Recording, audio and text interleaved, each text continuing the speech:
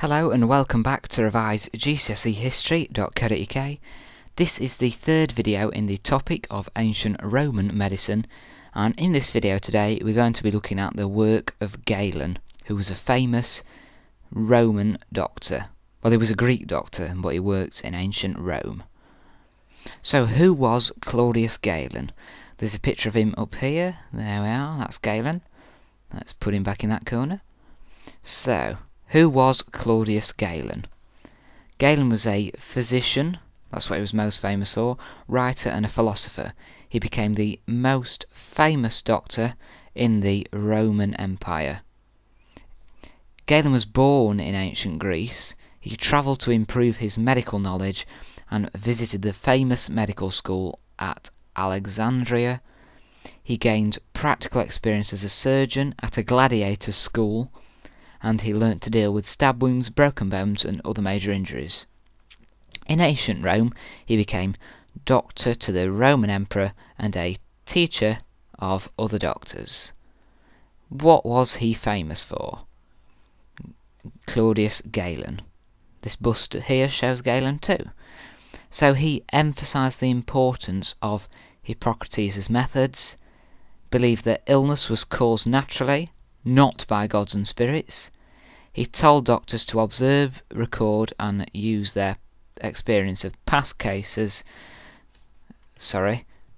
Told doctors to observe, record and use the experience of past cases to decide how to treat an illness, just as Hippocrates did, and like Hippocrates he believed in the theory of the four humours, and that treatments should restore the balance of humours. And the theory of the four humours was developed by Aristotle. I've said this billions of times, but it wasn't invented by Hippocrates or Galen. I think the textbook even tells you that Hippocrates made the theory of the four humours, but it didn't. It was developed by Aristotle. Key point. So the theory of the four humours, what did Galen believe? What beliefs did he continue from other people, and what new ideas did he have himself? Galen believed in using opposites to balance the four humours of the body, and if we can remember, as this chart shows, the four humours are blood, phlegm, yellow bile, black bile. The blue ring is the humour, so blood, phlegm, yellow bile, black bile. So he came up with the theory of opposites, that the humours all have opposite humours. So if the symptom was too much phlegm, then the patient's problem was caused by a cold. Let's have a look at this chart again. So too much phlegm, yep, caused by a cold, and Galen recommended an opposite treatment for this. So too much phlegm, cold, rather than getting rid of the phlegm, try taking something hot to counterbalance the coldness, such as a pepper. Galen also followed Greek ideas in telling people who were feeling weak to take exercise. Take physical exercise. So he recommended opposite treatments. I'm terrible at underlining recently. So this was his new idea. Opposite treatments. He came up with that, that's totally his. So if the problem was too much cold, counterbalance it by having something hot.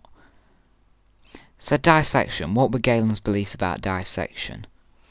Galen dissected human bodies. Galen dissected human bodies in Alexandria to increase his knowledge of anatomy and the human body. He proved that the brain, not the heart, controls speech, and he found that arteries, as well as the veins, carry the blood. They're terrible looking stars, but basically these are the key points of his discoveries that you need to be aware of.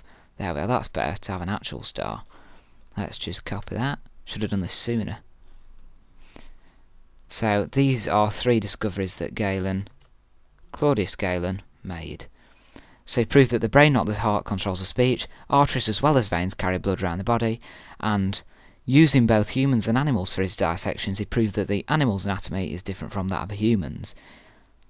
Galen also emphasised this point. He told his students that they should dissect human corpses wherever this was possible.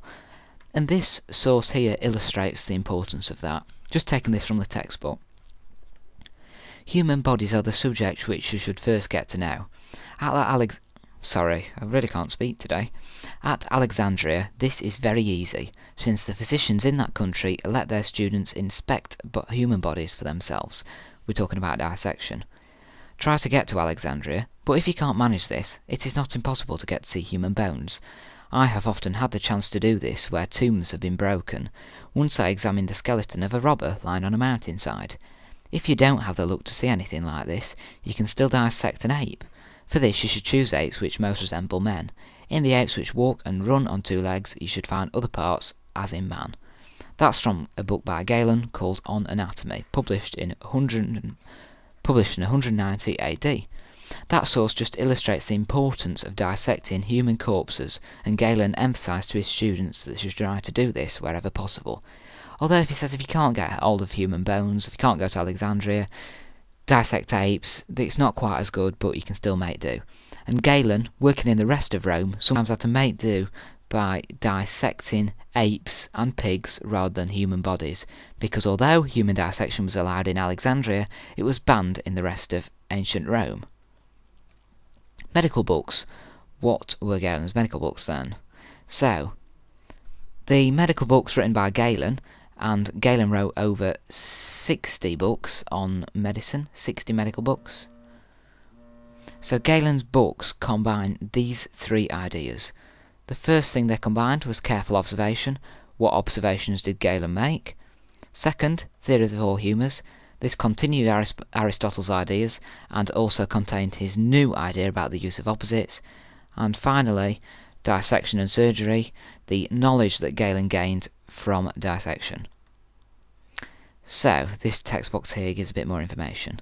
Galen's books combine Greek ideas with what he had learned from his own work in Alexandria and Rome, and presented it also convincingly that they became the basis of medical teaching and learning for the next 1500 years. For most of that time, nobody dared to say Galen was wrong. So Galen's books had a lot of influence on medicine through time, and in later videos we're going to be looking at the importance of Galen's books in the history of medicine, not just to the Romans, but in the Middle Ages. But as it says here, for most of that time nobody dared to say that Galen was wrong. This suggests that he sometimes made mistakes, and he did. We're going to be looking at his mistakes in a second, but first we'll just talk through this. Another of Galen's ideas was design. This, when we're talking about this, we're sort of talking about creationism. And whilst I won't get too religious here, we will talk a bit about it. So Galen tried to show students how different parts of the body all fitted together into a well-designed whole. This idea was particularly important in later centuries because the Christian Church saw Galen's explanations of the body fitting in with their Christian belief. The Christian belief is that God created human beings, and Galen's ideas fitted in with this belief because he thought that the human body was wonderfully designed, putting a few quotes there. So creationism is the Christian belief that God created human beings and all the world, and Galen saying that the body is beautifully designed and fits together well supports the belief of creationism that God created humans. This fitted in with the later Christian ideas in the Middle Ages, and this explains why his books are accepted and taken to be the absolute truth. So, as I've just this minute said, Galen did make some mistakes in his work. So, killer mistake here. I've put Hippocrates instead of Galen. You mustn't get the two mixed up. And the way you can avoid getting the two mixed up is to revise thoroughly. If you revise properly, you shouldn't get anything mixed up. If you find yourself getting time periods and individuals mixed up, you need to do more revision. So Galen dissected human bodies at Alexandria. However, in the rest of Rome, he usually had to make do with animals for experiments. And as a result of dissecting on animals, he made 3 killer mistakes. The first of which was that he said there were holes in the septum of the heart which would let blood pass through from the right side to the left side. There are no holes in the septum of the heart. Galen was wrong about this because he dissected on pigs which do have holes in the septum. Second mistake was that he said that the blood was created and then consumed by the body, rather than a fixed volume of blood circulating. We know today that we have a circulatory system, and a fixed volume of blood circulates the human body. Galen didn't know about this, and instead he just said that blood was created and is consumed. He was later proven wrong by William Harvey in 1628.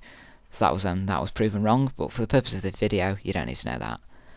He said that the jaw is made of two bones because an ape's jaw is made of two separate bones, but the human jaw is just one bone. If you can feel your jaw, it's just one bone. He was wrong about this. So these are three mistakes that Galen made because he had to dissect on animals. So that's the end of the video today. Here are a few quick knowledge recall questions based on the content of the video today. You may wish to pause You may wish to pause the video at this point and attempt these questions yourself. If not, carry on watching. We'll run through some answers together. So, answers to the questions. Who was Galen? Galen was a Greek physician. He was also a philosopher and a teacher, working, but a physician was the most important thing, in ancient Rome. So although he was a Greek, he worked in ancient Rome. What new treatment did Galen develop? Treatment by opposites. That there were opposite humours.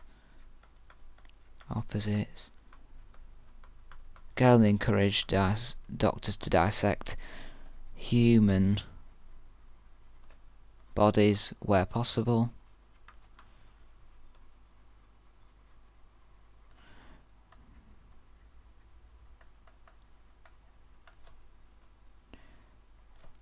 And name one mistake Galen made and explain why he made mistakes. There was three. One's about the jawbone, it being in two parts.